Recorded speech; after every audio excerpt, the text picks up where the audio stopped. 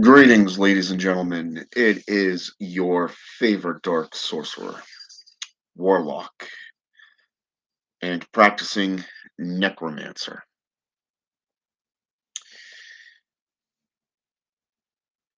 So today I was in deep meditation after I got home from work and spent about 2.5 hours in the ritual room. And my better half just called in. I'm going to text her. So, anyways, I was in doing a ritual that was very much needed.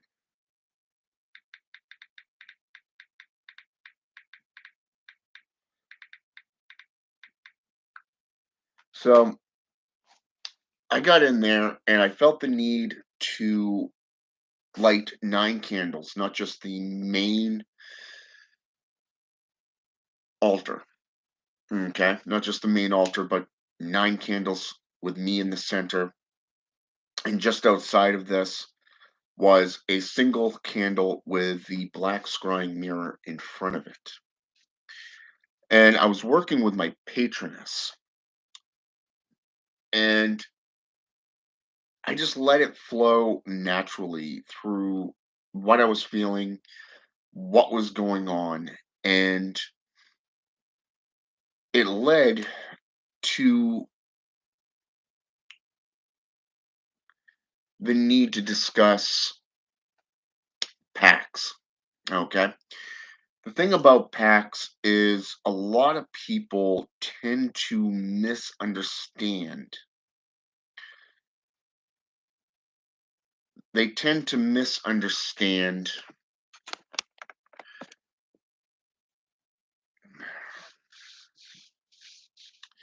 what a pact is meant for. Okay, and I want to apologize because I noticed it's skipping here for some reason, and I don't know why. But anyways, there are 4 main packs that you as a Black Adept needs to understand. Okay, there's the Blood Pact, which is a quick pact, something that you can do with just about any demon, any devil, something that will manifest a partial thing for you as the individual. Think of Mephistopheles in this case. And the reason for that is because of the fact that he is a blood pact maker. His mythos goes all the way back to ancient Mesopotamia. So,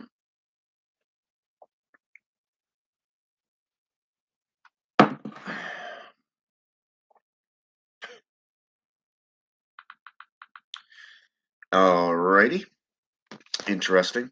You call and then say, "Oh, by the way, I'm driving, can't respond." Yeah, okay. I'll call her back later. But anyways, so he basically is a trickster spirit that will manifest what you want through a blood pact. Now, a lot of times when people get into blood pacts, they think it's about selling your soul. You can do that if you wish, that is up to you. But think of it from a long term perspective. All right. Why do you want to get rid of your soul? The one thing that is like an energizer battery that will benefit you in the long run. Okay. Forget what you've seen in the movies when it comes to blood pacts. A lot of times, individuals will go straight for what they've been led to believe, either by the church or by Hollywood produced films. Becoming a warlock has nothing to do with selling your soul, it is solely about power, it is about knowledge, and it is about furthering yourself in your desire to understand and to use black magic, sorcery. So this brings us to another well-known type of pact, the Infernal Pact. Okay. The Infernal Pact is done with Lucifer's Raphael. The reason for that is because he is the ancient scribe and he is the ancient pact maker, okay, of the infernal realms. He is the recorder for a reason. So if you have any issues with any further pact making with, say, demons or devils, guess what? You can bring him into it and go, hey, he was present, just saying. Okay. Now, the funny thing about infernal pacts is you're furthering your alignment with the forces of darkness. Okay. It is not just aligning yourself with the forces of darkness and saying, hey, I'm a lord of darkness. No, that's not how it works. Aligning yourself with a particular pantheon, like, say, the Goetic spirits or that of the, let's go with the Black Raven or the Red Book of Appen, whatever, you are working with any number of spirits that you are connected to, that you have a an attraction with. Okay. No, I don't mean sexual or otherwise. I'm talking the need to work with them because they practice something that you desire to know. Okay. So when you do an infernal pact, you are indeed learning from these spirits. You're furthering your career as a black adept. You're going into this even further saying, hey, I've already aligned myself with the forces of darkness. You know, now I want to work with devils. I want to work with the spirits of any number of grimoire traditions. Say the Constitution of Pope Honorius, or that of the 6 and 7 books of Moses. Okay, that of the Clavicle of Solomon. Okay, even the planetary or zodiac personifications of these spirits. Okay, you got to remember that in the old days, these spirits were representatives of planets and stars. Okay, and depending on what you are going for, you can always go to those planets. Not just the zodiacs, the spirits of those planets, and the seals of those planets. Okay. Now, the next one on the list is called a demonic pact. A demonic pact is where you would make a deal with a particular spirit. Anyone that you want to work with. Say, let's go with King Belial, or say, for example, Zaniel, the teacher of witchcraft. We can even go into, say, oh, I don't know, let's go with Alistar, the executioner, or Abraxas, the demon of warfare, rage, and hate. Asmodeus, demon of wrath and desire, also known as a king from the Goetia. Okay? Here, you can align yourself with that particular spirit and say, hey, I want to work with you.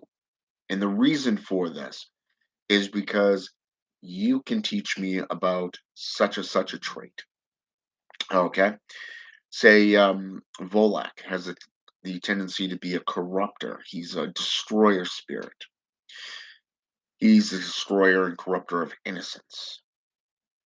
Moloch, the prince of the Valley of Tears, ancient Babylonian spirit, the calf. Okay. He has the ability to collect burnt souls. And in necromancy, as a necromancer, he's a very good spirit to work with because he can teach you how to collect these souls for yourself. Not just Murmur or Bifron, Siri, Seer. Okay, these spirits can do the same thing because they work with different aspects of necromantic rites. Okay, if you want to go back into ancient pantheon gods, like say Hel in Norse, Set in Egyptian, or that of say Satan in Hebrew and Jewish customs, El Shaitan in Islamic. Okay, there are different aspects of the devil. Okay, but don't mistake them from being one and the same because they are not. Okay, the symbology of these of what they represent and look like can be construed as being one and the same, such as the scepter being half man, half goat, like Pan. Okay, being the horned devil, so to speak. Look at Loki. He's always wearing that helmet with the horns. Okay, Set is known for being a warrior. Okay, same exact thing. Look at Hades in Greek. Same exact thing, the horns on his helmet. All right, and on his shoulder blades. In some cases, his uniform could be a representation for Vlad the Impaler, okay? Dracula, okay? Which is also recognized from the Red Book of Happy. So you can work with any number of spirits. I would recommend no more than five, okay? From any given pantheon because you don't want to spread yourself too thin. You don't want to, overwhelm yourself. Okay, because that's when the stakes happen. That's when things become crazy, so to speak. Okay, and you can lose your power, not just fuck up that entire system of magic that you've been trying to build upon. Okay, through your rites and rituals and your learning from them. Okay, you don't want that to happen. I've seen that too many times where people have pushed beyond what they're capable of, and their world came crashing down around them. And then you have the final one, which is the Dark Pact. The Dark Pact is for those of you who are basically tired of this world. There's nothing really in this world that interests you. This is a pact that one does to move beyond the world. It's not for everyone. It is one that allows you to become the fiend, so to speak, because you're more interested in otherworldly knowledge. Everything of this world really doesn't cut it anymore. So, if that one sounds interesting to you, I would recommend holding off, especially if you're a neophyte or an amateur. Okay, a beginner. Even as an adept, you still got so much to learn. Okay, now the thing about making a pact is a number of things could happen. They can bring you grimoires from the Infernal Library, such as Humet or Humot, depending on the translation and the, how should I say this, the grimoire tradition. Okay? But he has to go through Aguilaret. Aguilaret is the keeper of the sacred tomes. He's also a general. Okay? His job is to make sure and protect the Infernal Library. So if you're going to work with him and Humet, you might want to ask permission from him to work with the Infernal Librarian himself. Okay? To have him, Humet, bring those tomes to you. One of the things I've learned from working with demons is what they're capable of doing. Having dreams, oneomancy, things being downloaded into your subconscious. things that actually come to pass down the road. I've had several of these occur within just a few years of each other. Few others are still pending, but they're there. Okay. Spirits can do all kinds of things that we can't. One of the greatest things I can tell you about working with demons after making any kind of pact with them is that if you're humble enough to work with them and to open your world up to them, meaning let them come into your home, let them come into your life, you can even share your body with them through evocation or even invocation. Bring them into your sanctuary. Okay? Build a home for them, build a shrine to them, and work with them. Tonight's meditation was 2.5 hours long. Couldn't believe it. It was just me and the spirit that I was working with. It was amazing. The wrath, the anger, it was a frenzy that just came over me after meditating and clearing my mind. I drew a sigil in my own blood. As you can see, right here, but also right here. Okay? This is my personal sacrifice, my personal offering to them, to my patroness. And she showed me this seal. Now, I don't know much about what I drew, but I see the design. And I'm going to be doing some research into this. But this is something that will help you open the doorways for future workings with that pantheon or with that spirit. And the good thing about working with them is they will share their knowledge. They will teach you as long as you're willing to open up and to continue showing that you are improving, not just through the meditations, not just through the rites and rituals of divination, necromancy, witchcraft, and possession, but they will share with you everything that they have to offer. All they require from you is your dedication and being completely committed to working the magic that you've set in front of you. I've been doing this one rite since last October. I've been doing the meditations, the void meditations, been getting into summoning through divination, through necromantic rites and rituals, and I've seen a lot. Each spirit that I've worked with since that time has brought something to the table that is mind blowing. And each time I've made a blood pact with them. Each time I have offered myself as an apprentice to them to help with my growth, my evolution, my personalized evolution within sorcery. This is something that you can do, including making phylacteries to them, making shrines. Like I said, there's a lot that you can do for these spirits.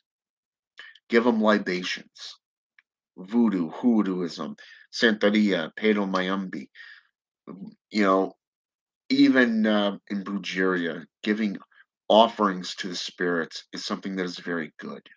Libations such as drinks, alcohol, for an example.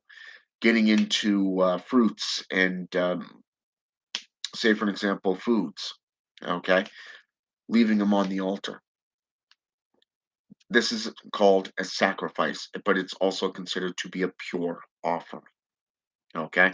Like I said in my last video, looking up the term servant, looking up the term for apprentice. Okay.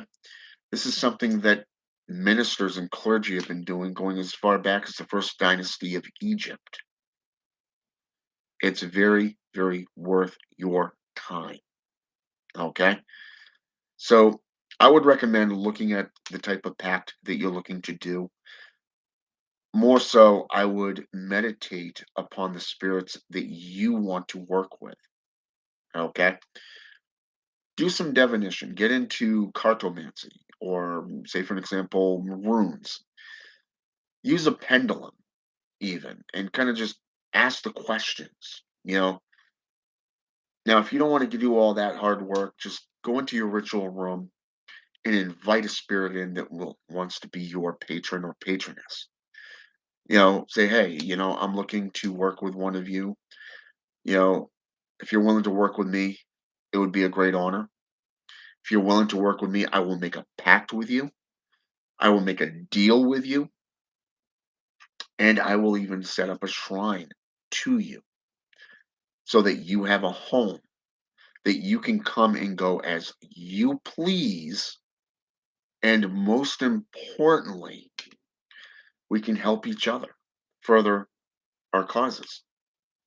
If you're looking for knowledge, wisdom, growth, power within black magic, sorcery, then guess what? They can help you with that. Okay.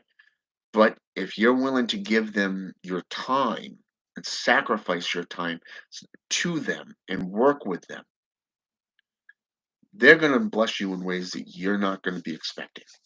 Okay.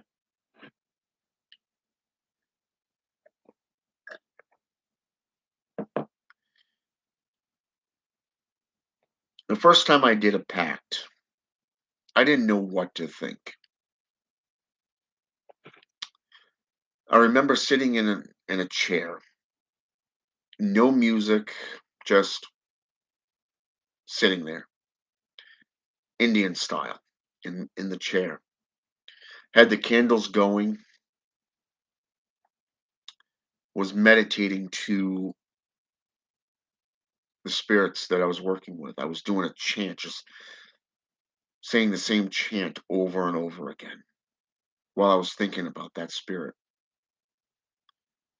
And I remember the first time I heard that voice just behind my left ear telling me what I needed to do.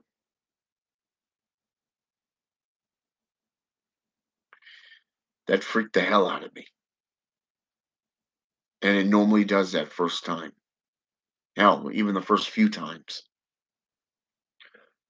But as you grow, you become used to it. These spirits have a tendency to come at you in a wide range of ways. They can come at you through pyromancy, oneomancy, scrying mirrors. They can come at you through mediumships, such as manifestation in the smoke, chemomancy, even the blood sorcery. You'd be surprised what they can do. But over time, you become more comfortable with them doing this. The more you work with the spirit, the more they're going to offer. Call it seduction, if you wish, charisma. They're seducing you through the arts,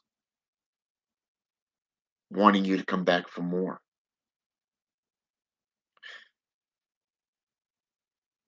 I'll always go back for more because I love it. I breathe magic. I work with magic because I enjoy it. I like working with demons and devils, the fallen angels, spirits like Lucifer, Satan, Lilith, Beelzebub, Astaroth, Asmodeus, Azazel, Samael, and yes, even Paimon and Belial. I love working with them. They've taught me so much. They've led me to places and through things that I didn't even know was possible. And when everybody else is saying that your car is not going to make it, and if it does by some chance, it's not coming back, and you go from one side of this country to the other for over a 7-month period and then come all the way back plus a week before your right tire freezes up permanently. See, that gives a new meaning to walking by faith, not by sight. Sorry for the biblical scripture there, but it works. It fits perfectly with what these spirits will do. You are protected by these spirits. You are protected by the forces of darkness because you have aligned yourself with them through these deals, through these pacts. And that's just a little example of what I'm talking about. It's that little bit of influence that they have within our world that you give them to work with you, to work in your life.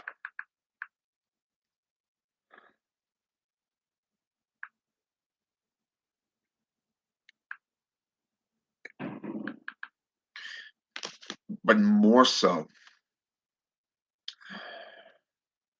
it shows your commitment to the path you're on. You have no fear of where you're going because they've shown you no, well, distilling, chills. They haven't given you any reason to fear them. They treat you like their child, their apprentice, their family, their kin. I've gone into my ritual room talking, just to talk to them. And the funny thing is, even then, they sometimes will come in and go, "Nope, you're going to do a prayer."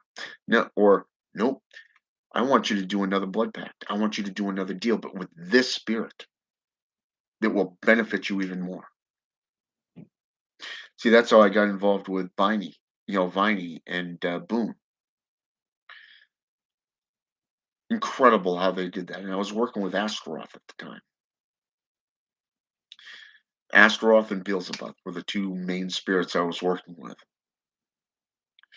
after working with Lucifer last year. And guess what? Lucifer led me into Beelzebub. Beelzebub led me back into my patron, Astaroth. And you know what's even more amazing is when I started getting into these rites and started doing these monthly long rites of working with a specific spirit. I made a fresh pact with them, a fresh deal. And I can't believe how they've blessed me. So let me tell you a little bit about these blessings. My better half got a car that was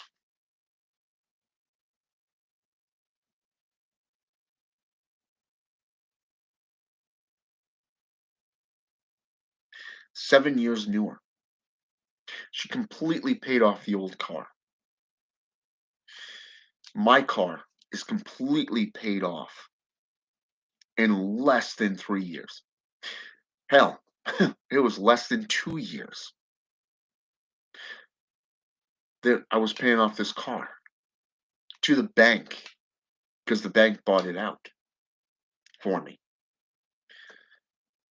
In a total of 1 year, 11 months, my car was paid off, and that was an $8,000 car. $8,000. Yeah, it was an '09, but it was a compact vehicle that I enjoyed and I liked. I liked the design of it. I liked the way it handled.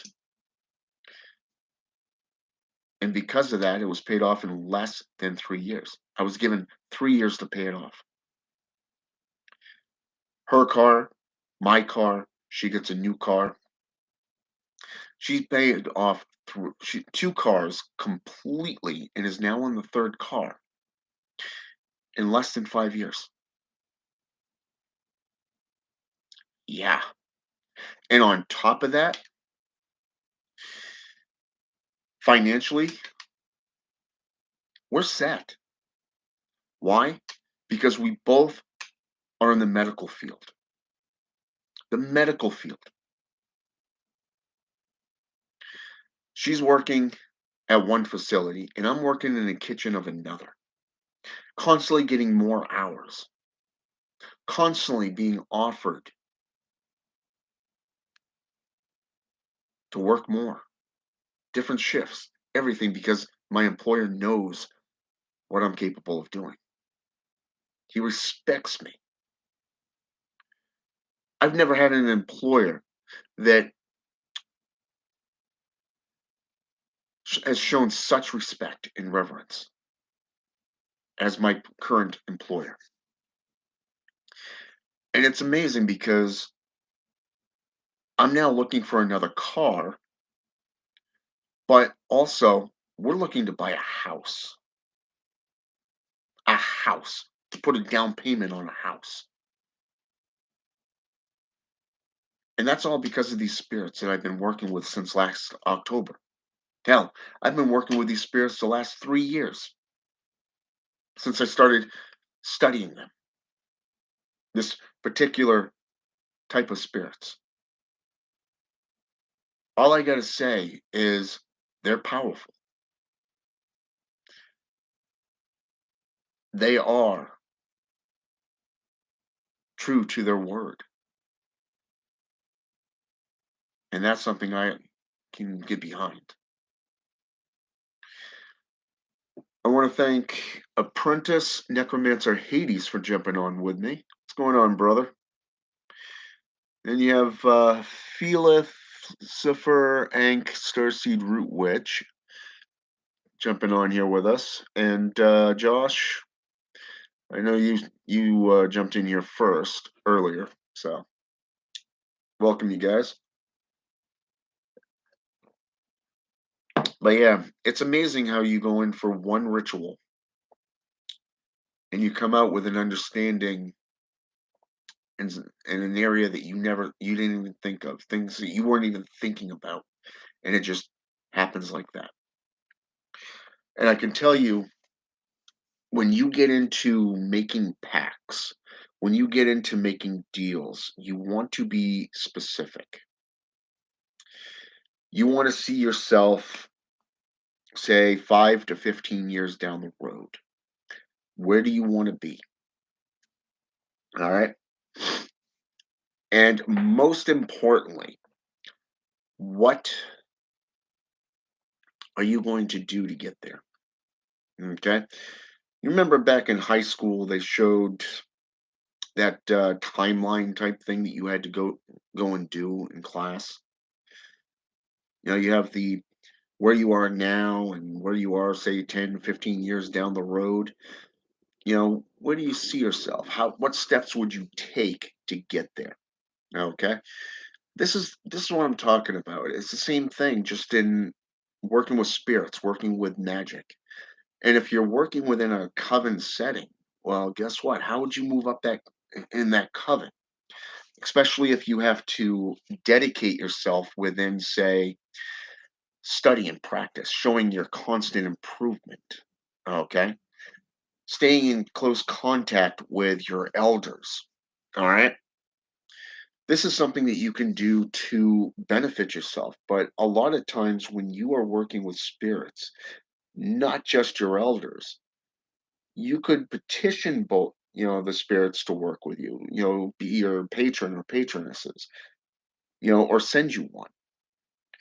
But I would also recommend showing your elders what you're doing through photos, through details, through a detailed write of what you're doing and what you're getting into. And you'd be surprised what happens. Number one, it's like keeping a journal, a black book. But at the same time, it's a record showing your advancement. It's got nothing to do with ego. It's got nothing to do with popularity. It's more about you wanting to evolve. Making a pact is a great way to do that. Getting into the ritualized settings, the ceremonials type settings, making those deals, aligning yourself with spirits, setting up, shrines and temples in their honor, putting together things like, say, spirit bottles or spirit boxes, you know, dealing with gems and crystals and herbs, you know, these are all things that can benefit you in the long run. Comes down to you. How dedicated are you? How committed are you? How far do you want to take your sorcery? That's up to you. In the meantime, I'm going to be offline for a few days.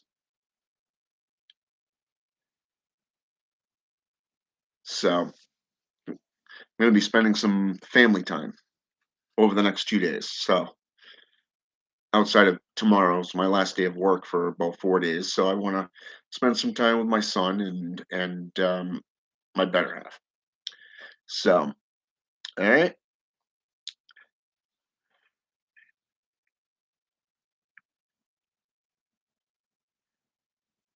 Indeed, apprentice necromancer. Indeed, indeed. And even I can even attest to this.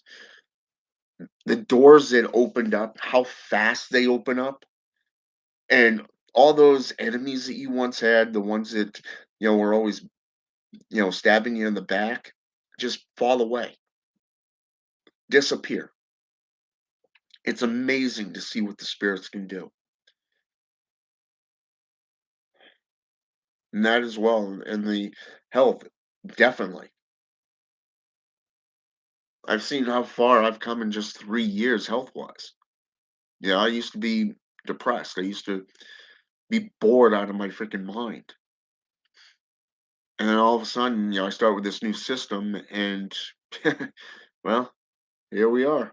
I got a 4-year-old, whole bunch of blessings coming into play. Yeah, spirits will help you in a lot of different ways. You may not always see it, but it is there. I remember, let me tell you a little story. I used to work for Dunkin' Donuts, and I've said this in other videos, but this is something I think proves a point. My boss at the time had a heart attack and a triple bypass. Okay. And I went before the spirits, before going to the owner and the district manager. Okay. And I told them I'd like to move up in the company. Within the next few months, everybody more qualified, more um, experienced than I left the company. I'm talking, they just disappeared from the company. They turned in their 2 weeks, went to different companies, was either terminated or just plain left on their own. And it was funny because I never got the position that I was looking to get into, but I did become a closer for a short time. And I see now that the spirits that I was working with, that I called upon, they were working in the background, not for the what I was going for, what I thought I was going for at that company. No. But that last day that I worked at Dunkin', I looked at this customer and I asked her a simplistic question, just one question. And all she said was, "We train in-house. We train in-house." I filled out the application that day and was hired on the spot. And it's funny because my better half graduated from college, And here I am getting ready to go into college at 42 years old to get a degree. So I never thought I would go back to school in that department, but guess what? Here I am. The blessings keep on coming. So what Apprentice Necromancer Hades just said up here, 100% fact. It is truth.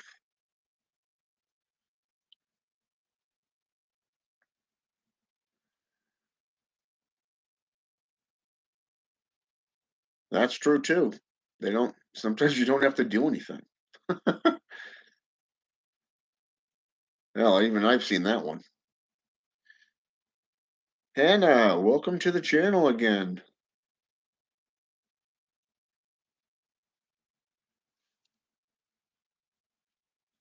Ah, cool. Yeah, I have to unfortunately start at the bottom though. I believe they call it an undergraduate because you have to start at the undergraduate, work your way up to the master's, the bachelor's, and then your PhD. Because I never went to college. I went from high school straight into what I'm in now. So, but yeah, I'm going back to school for thanatology. And like I said in my last one of my last videos, is it is hilarious that these people that are teaching medical aspects don't even have a clue what thanatology is. Yeah. So here I am teaching them.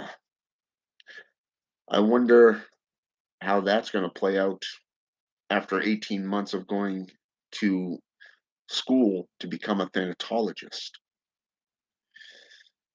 So who knows? But I can vouch for that though.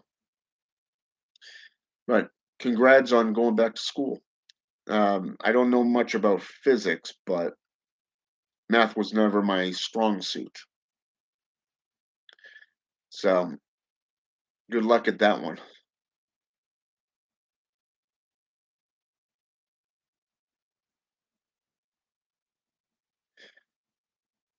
Cool.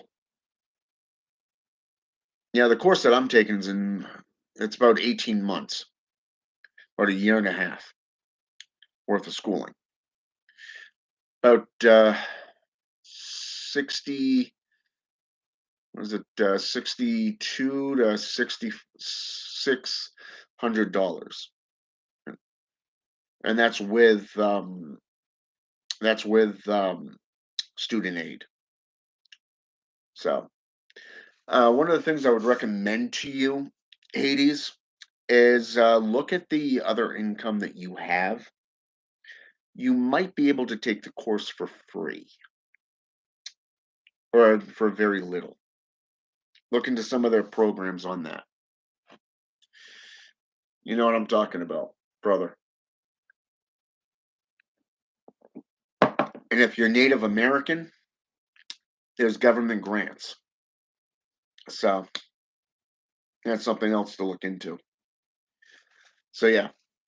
But anyways, I'm gonna get off here and go fix something for supper and get ready to chill and relax because I got one more day of work tomorrow. 6 a.m. to 3 p.m. Yeah, it's going to be a long day. Just two people in the kitchen. Yep, that's going to be fun, fun, fun. But hey, it's fun.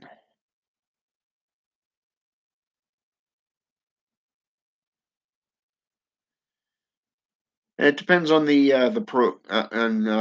degree you're going for. Like say the medical aspects. Yeah, that one would be free because there's a lot of openings for like CNA, hospice, RAs, MAs, stuff like that. So I mean, even RNs. There's a lot of openings right now for that. So I mean, those programs will be free. But I did hear, I have heard about that though, is that It's either about to be free or there's some kind of grant that allows it to be free. I don't know yet. I remember hearing something about it. I'll have to look that one up. But yeah, it is a good thing to always further your education. So if it's anything about education, you got my support, brother.